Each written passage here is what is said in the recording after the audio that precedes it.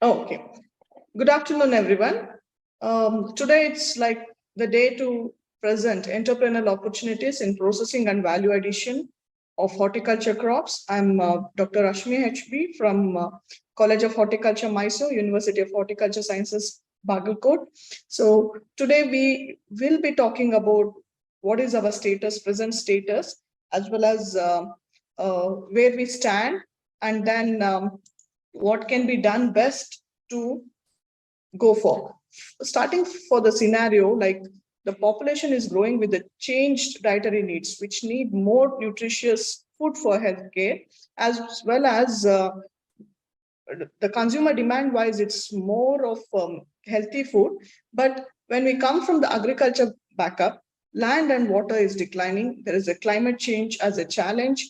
We are getting unseasoned rains, as well as likely increase in the temperature year by year, uncertainty of the weather, emergence of new biotypes, pests and diseases. And this definitely will affect the production of crops. Along with that, we have a task to feed growing population, produce more from declining land and water, reduce malnutrition, as well as we need to provide a livelihood.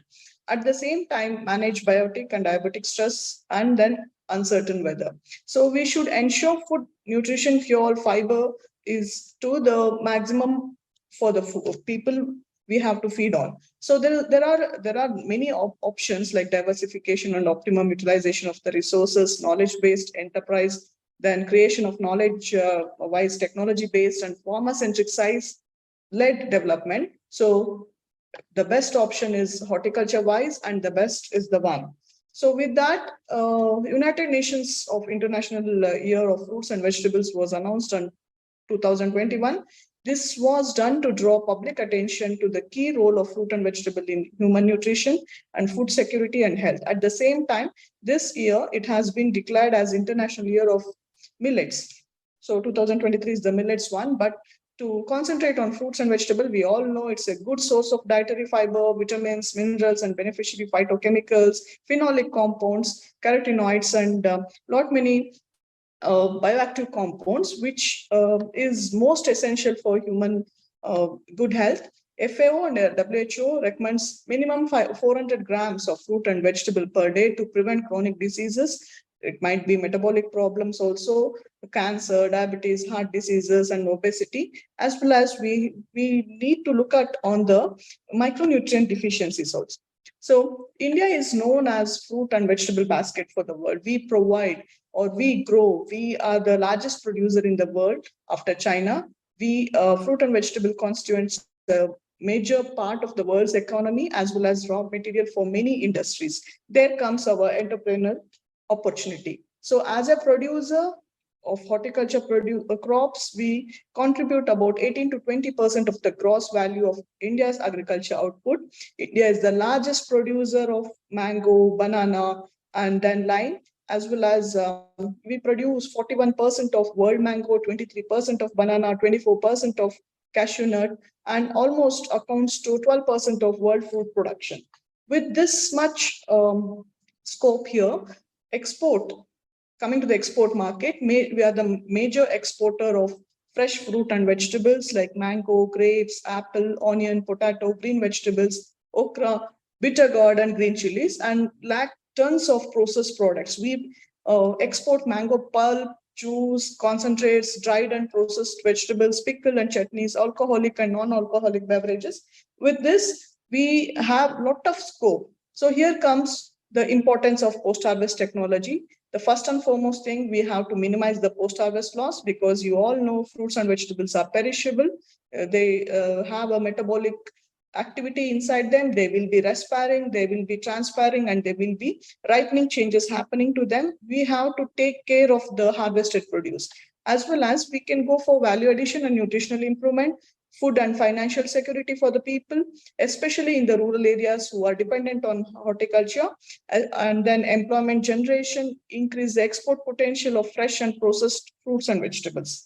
With this, we need to gear up for the Indian food supply chain. So best natural resources in the world, increasing urbanization, nuclear families, as well as working women who are giving their complete workforce for the national economy, they have limited time for cooking and as well as the preliminary preparation for the cooking. For those things, we need a support system, that is from the post-harvest processing, as well as disposable income will be there, as well as changing lifestyle and then demand for the functional food. People are aware nowadays that they want to have um, take food as a medicine rather than take medicine to cure their diseases. So this is the one, we spend a lot of money on healthy foods. That is the concern or as well as need of the hour.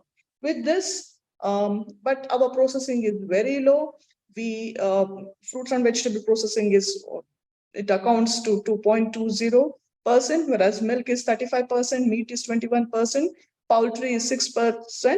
When you compare with India with other countries, India is just 2.2% we are processing, whereas Malaysia 83%, Saudi Arabia 80%, Philippines 78%, USA 40%, and UK is 50%. So with this, we are in a sorry figure to quote on, but at the same time, there is a scope for improvement. Whenever we are in less in statistics, we have a lot of scope over them where we can venture into this enterprise. So there are a lot many government initiatives from, especially from Ministry of Food Processing Industries, where they have formulated national food processing policies and complete delicensing, excluding for the alcoholic beverages, and then food processing sector declared as a priority sector for lending from 1999, 100% FDI for foreign direct investment on automatic route, as well as excise duty is being waived off for the fruits and vegetable processing from 2000 year, and then income tax holiday for the fruits and vegetable processing from 2004 to 5. Then custom duty reduced on freezer van from 20% to 10%.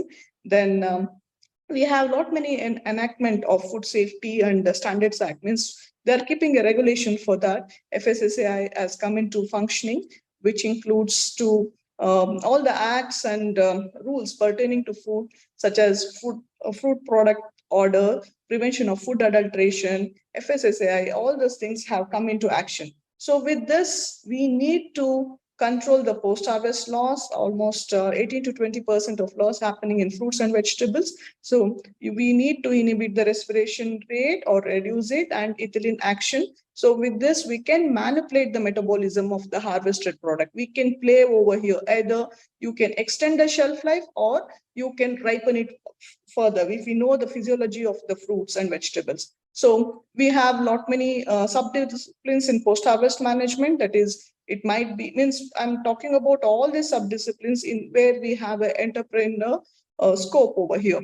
Either we can process it, obviously, into value-added products. Either we can manage with the post-harvest physiological aspects and then deal with lot many pre-harvest as well as post-harvest treatments, such as it might be blanching or pre-cooling or waxing, and then again post-harvest vacuum heat treatment or hot water treatment for mangoes in case if we are exporting it. And storage also, we can have a cold storage or optimum storage before we export it or send it to the domestic market.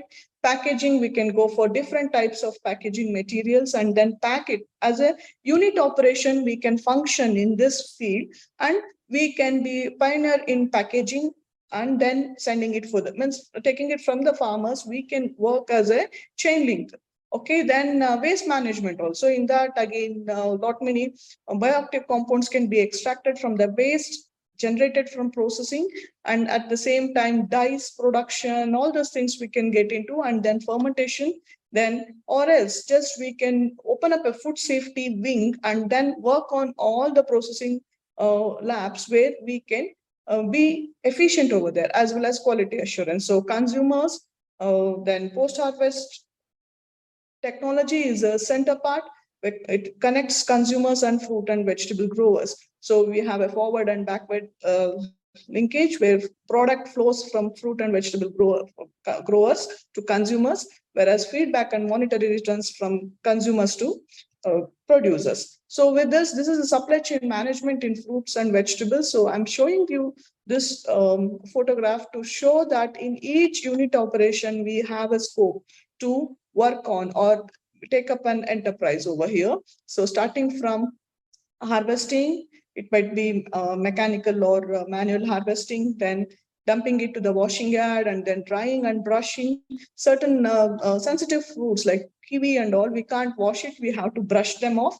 Even custard apple, because of the outer layer over there. And wax application, it's a huge thing which is going on for apple fruits, as well as even for export of capsicum, we do the waxing. And that is food grade waxes, we use it. And then graders, if then you have to grade for, we get a value for the product into different sizes, as well as local market, and then export purpose, and then even for the processing we can send it, and then the shipment for that. With this maturity indices selection, this is the most crucial one. I'm just giving you an example of tomato, but obviously for every crop we have maturity indices to judge on based on the end utility. If you're processing, definitely at the red ripe stage we will be doing harvesting and taking it off. Or else if you're transporting it to long distance market, at the green breaker stage we can go for. If it is a local market, just turning pink stage we can go for. Like this way, we should be sure as a dealer or as a processor to know the right stage. And nowadays, it's not only ripe tomatoes are in demand, even the green tomatoes are demand. Green tomatoes, before they turn to green, they can be processed into green tomato powders or tomato chutneys and all those things. So for that purpose, we should judge on the maturity indices.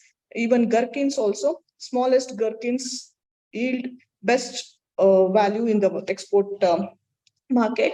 And harvesting, we can take up a manual harvesting as well as the mechanical harvesting. If we take up mechanical harvesting, obviously the land area coverage should be more, so that we can deal with that. The next unit operation, it is pre-cooling. Usually, free cooling is done to remove the field heat from the fruits and vegetables. There are different types of pre-cooling: forced air cooling, room cooling, commercial hydro cooling, vacuum cooling, package icing coolers, and all those things. So as a unit operation, we can run a pre-cooler chambers, so that once a person wants to export it, he can use our facility and pre-cool it. Instead of he only doing it, we can take up this one as an enterprise, and we can do the pre-cooling thing. And only thing is, we should have thorough knowledge about what is the sensitivity of a fruit or a vegetable, to what extent you can cool it, and to avoid the chilling injuries. That is, for tropical fruits, it should not go below 12 degrees Celsius. So for the storage and even for the pre-cooling. Then grading is a mega event. What we do, the value what we get is based on the quality parameter of the fruit or a vegetable. So we have to grade it. Again, you have manual grading and mechanical grading based on the fruit sensitivity. If it is strawberry or soft fruits, we go for manual grading. If it is for the onions, potatoes, as well as even gherkins, that we go for the mechanical grading. And then there are weight sensitive trays also, which measures the weight. And nowadays it is a computerized AI supported sensors. It might be visual sensors or aroma sensors, in which they judge on the grades and then send it. So with this wax treatment I was talking about, it is most important treatment we give for reducing the transpiration loss from the fruit. So you all might know, if we have harvested a fruit and or a vegetable and brought and kept at a room condition, today it will weigh, if in case if it is weighing 250 grams today, tomorrow and day after tomorrow, in case if you're weighing it, it will on its own, it will be reducing its weight. So from 250 grams, it would have come to 240 or 235, because the fruit will be transpiring, and respiration will be happening, water loss will be going on. So with that, physiological loss of weight will be happening. So we will be putting on a barrier on the surface of the fruit and vegetables, so that it acts as a barrier for loss of transpiration loss. So, and then always we get a question whether waxing is good or bad. It is food grade or food based waxes only are used, like wax salt, prolong, and all those things. And minimum concentration we will be putting on. And this is the one treatment even for apple. That's why after this apple grown in Himachal Pradesh reaches to remotest villages of Kerala or Tamil Nadu or Karnataka. This is our post-harvest technology contribution. With this packaging now for the consumer to have a attractiveness as well as unitization. Nowadays, from the joint family, it has come to the nuclear family where people have no time to go and pick and weigh it. Unit-based packs are most important. It might be 250 grams of garlic or 1 kg of onions already packed and kept, and proper packaging has to be done. Again, we have cushioning materials put on in between so that abrasion loss and injuries won't happen.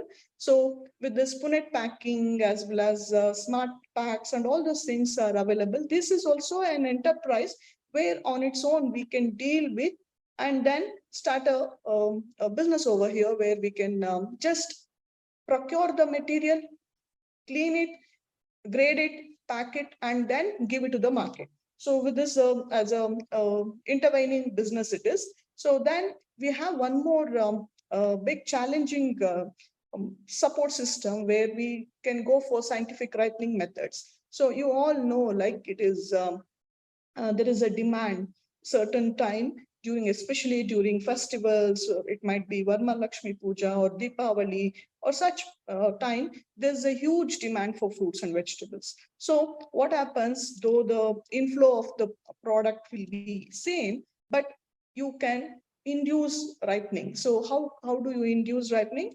We have naturally available hormone that is ethylene, which can be treated on.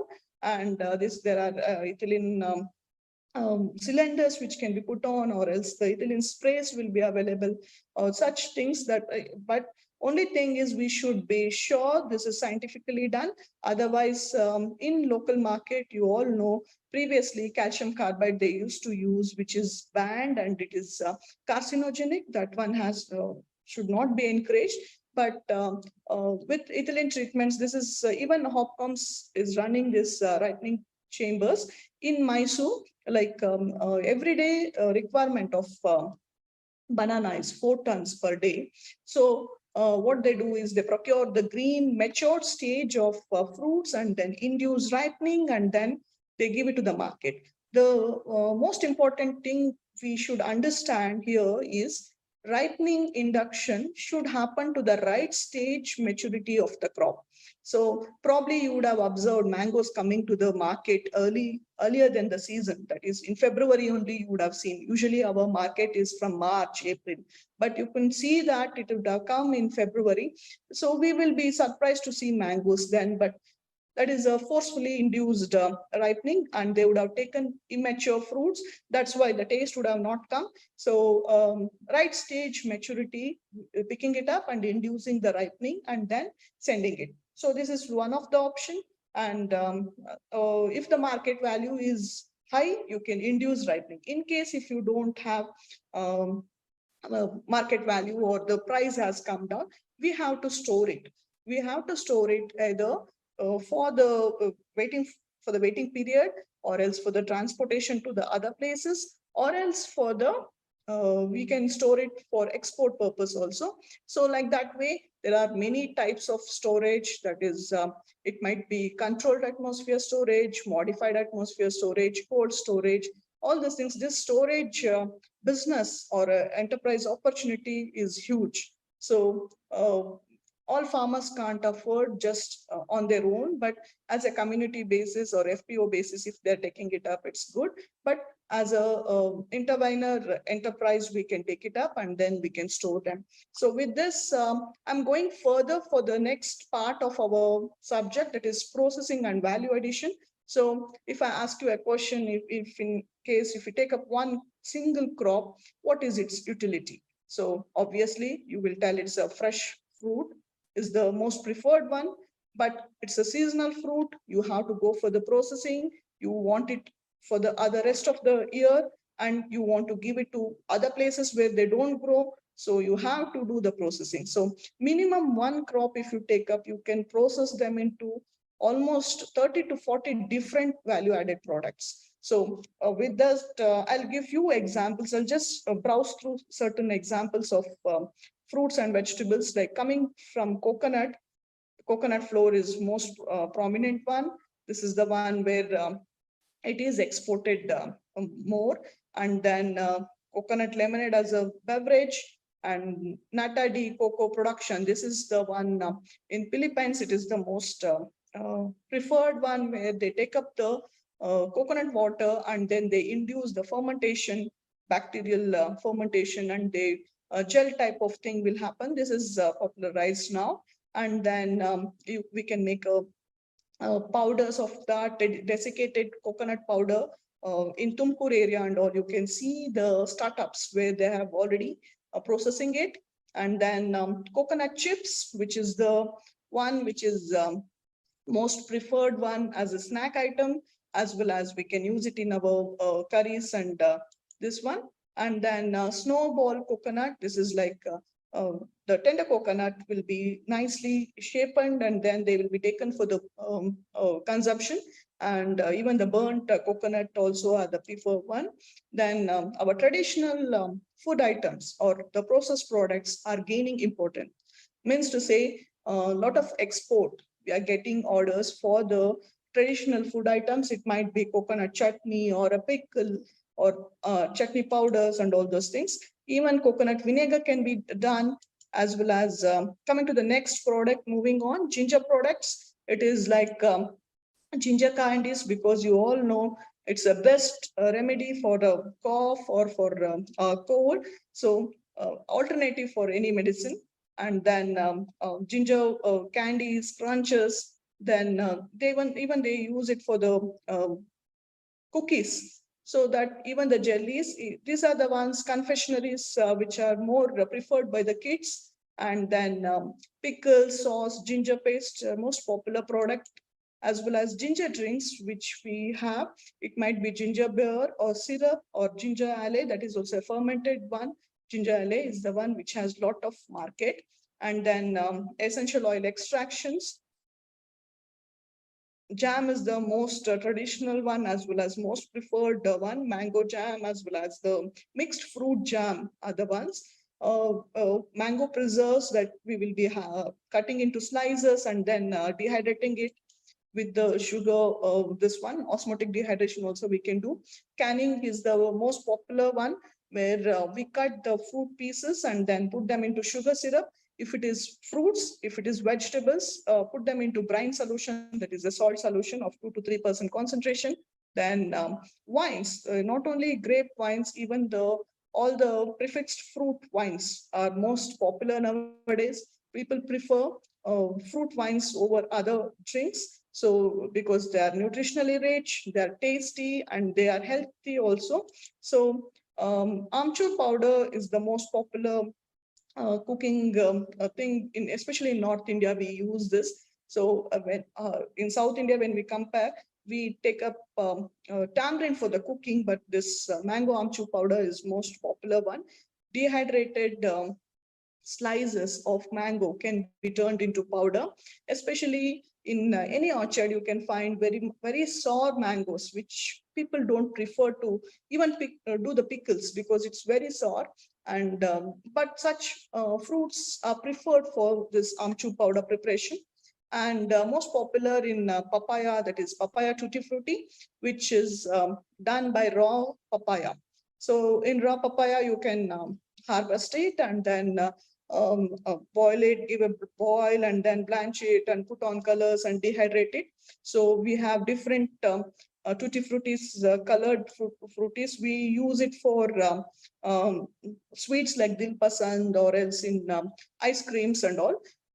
One more product is like papaya chips, raw papaya chips. It's an alternative like for the potato chips or banana chips. It's coming up, which is most popular also and tasty also. And then candies like papaya candies, ripe fruit candies are also preferred ones.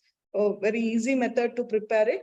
I think you all know, like when dengue happens, usually the drink what is given by the doctor, or else the medicine. In case if you see the label, you can see that the papaya leaf extract is the one which will be there. This is the one which is supposed to have increase the platelet count of the blood. So this is also a very good alternative. Like unconventional food means plant parts of the commercial crop, like fruit is used for all the other purpose. Leaves can be used for this. Even guava leaves are picking up. They're telling it is anti-diabetic, and not many validation has been done which are preferred. So then from raw papain extraction, this is our students had done in their farmers field, where you have to give a slit, minimum slit, on then collect this extract and then dry it and make a powder of this, which is a lot of commercial utility, industrial use it is having, and tenderization of meat for leather industry and all. This papain has lot of, even in all the cosmetics as well as pharmaceutical utility, papain will be taken up. So this is in nearby to our college in one of the farmers. This one we were trying out. So this is a easy method, just making a slit and collecting it, and then later this fruits won't go as waste. We can use it for the tutti frutti preparation.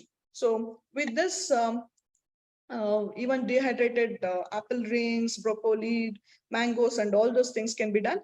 The one more option is minimal processing. That is nowadays, because not many bachelors are there, a working woman is there, who can't do all the cooking preparations. It takes a lot of time, even taking out, snapping the beans, or even garden peas, and cutting the carrots and all those things.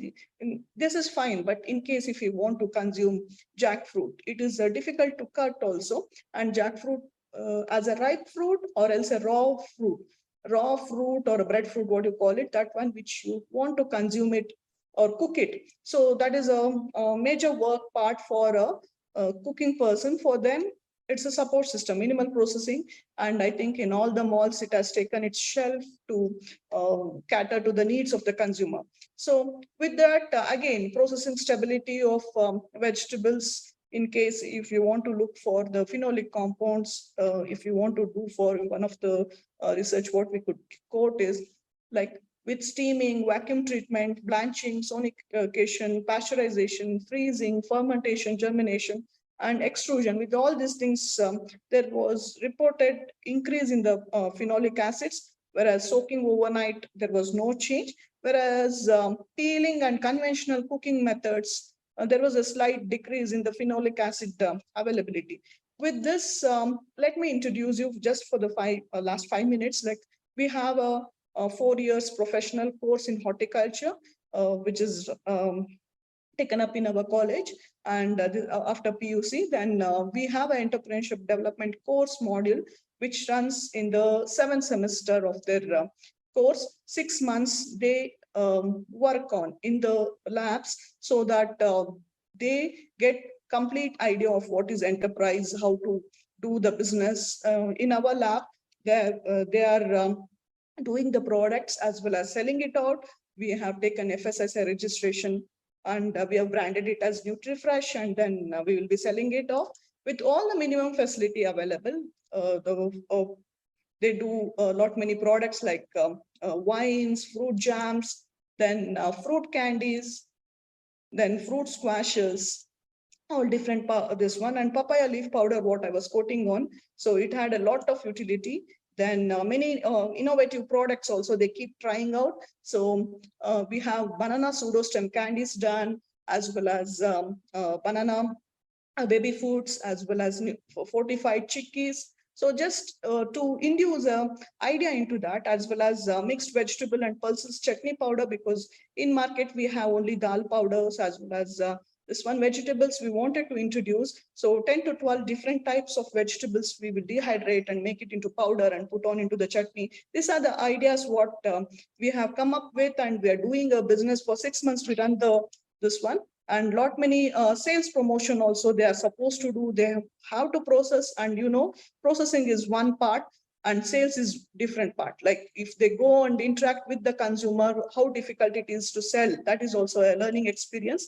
And let me tell you one case study of turmeric processing, in which our students took up. This is like turmeric, usually conventional way they process it by boiling in water and then drying it for 28 to 30 days. That is a 28 to 30 days this one. But CFTRI has given us a new methodology where they will chop into pieces before boiling it and then dry it immediately and then go for the drying in dehydrator they have recommended. But since our college, we don't have such a big dehydrator, we have taken it up on like sun drying. Only within 4 to 5 days the product is ready. And then when we checked on the curcumin content also, it was equally good, and good aroma and flavor retention is there, even the color.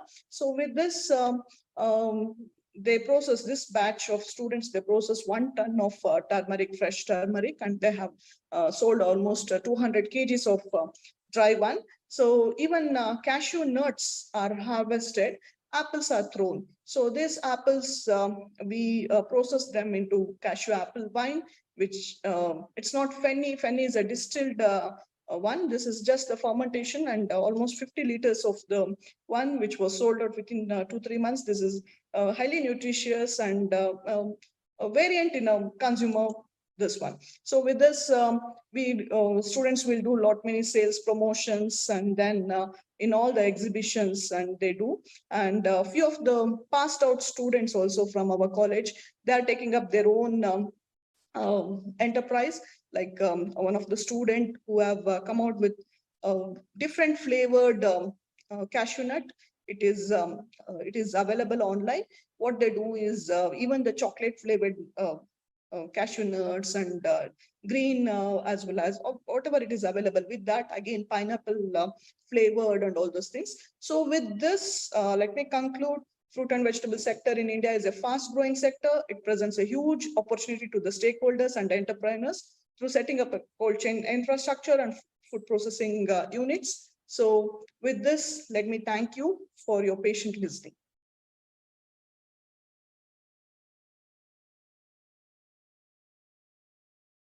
Thank you very much, ma'am, for a wonderful presentation. I will take up the questions from the participants now. In the meantime, can you please stop sharing the screen, ma'am, so that we can see your full video?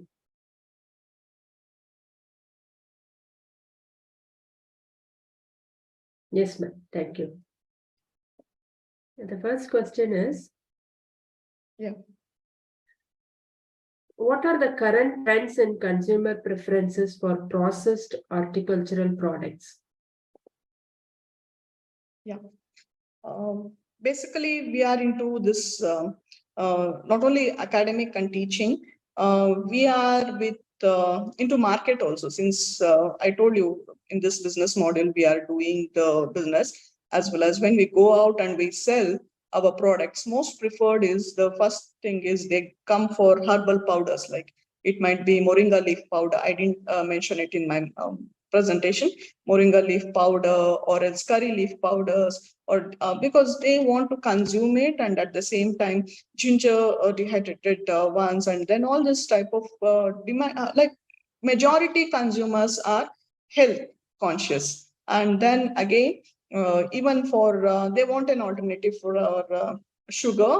Instead of jam prepared in sugar, they want to do it, they want the thing if we are processed in jaggery. So even candies also without sugar and less of salt, such things they prefer. They come with their own tailor-made demands, and definitely we have a market for all these products. So which is like moringa leaf. In case if I want to tell you, it is if we have grown if we have the plants in our orchard, definitely it's a most profitable business.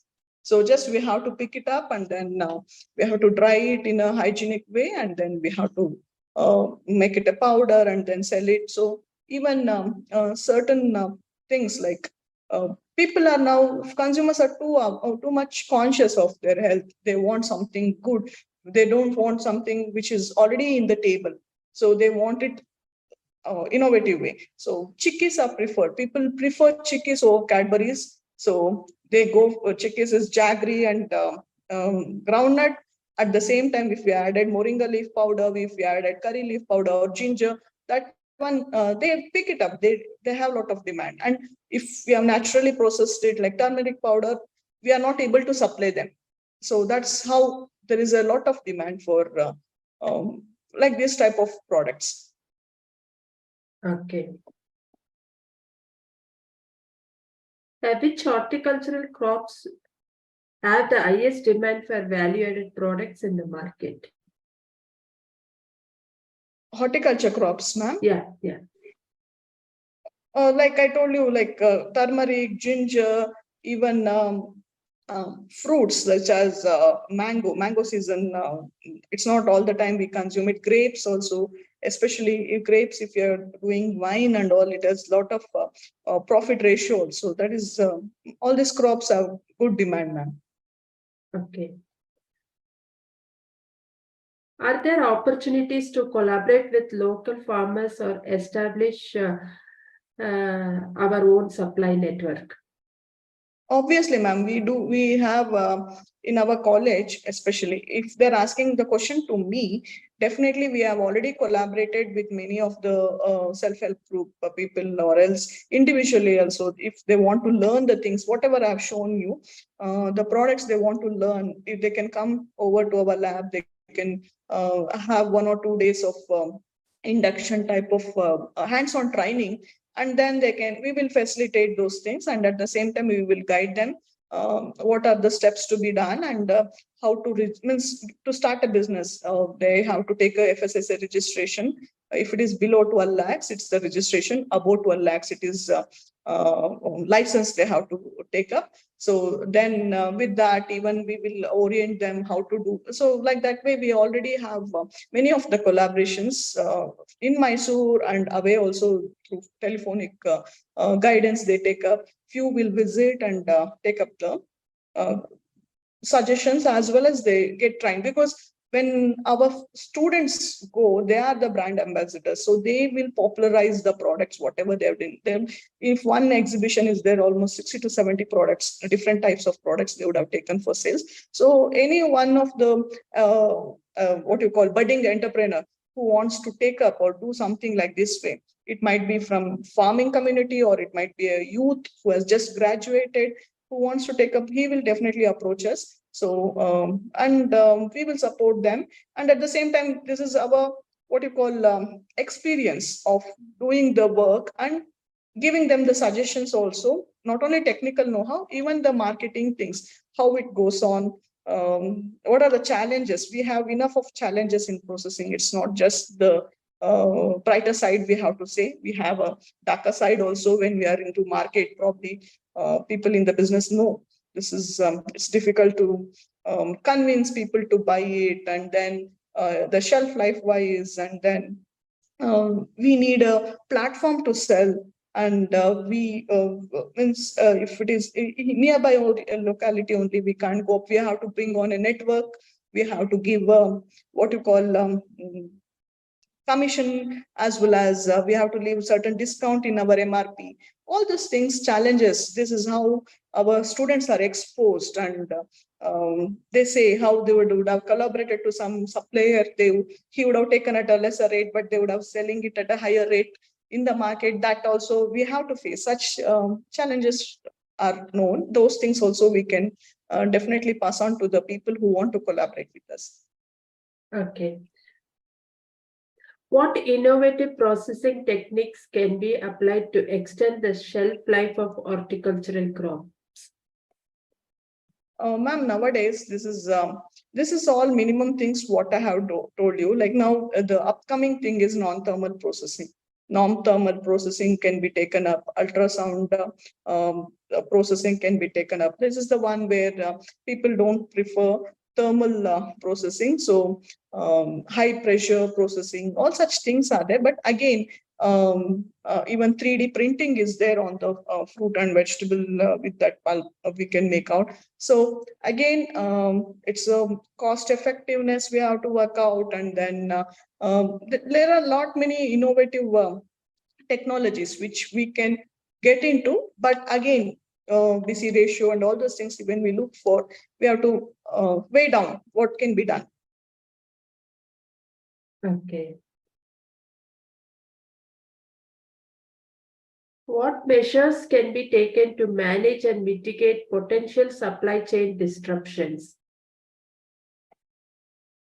Ma'am, this question is basically for an economist, but at the same time, as a processor, if I have to answer it, obviously we have to know where is our market. First thing, before getting into any of this business, we should know where we are selling. The first market survey is the one which we have to do, and then where is our potential, and how about facing the challenges of our competitive companies which have already launched their product in the system, in the market, it is there. So all those things we have, and how best we are, and word of mouth might be there, but again, how we advertise it, how we have a control over the sales, that is also matters. So even like, it's not just we go and sell out in the mailers and all, but even we have WhatsApp groups as well as online marketing.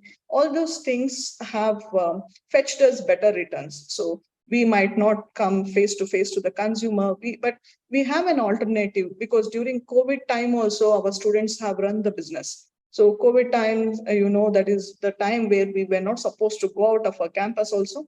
But since we had processed it and we have advertised it in a better way, we used to get online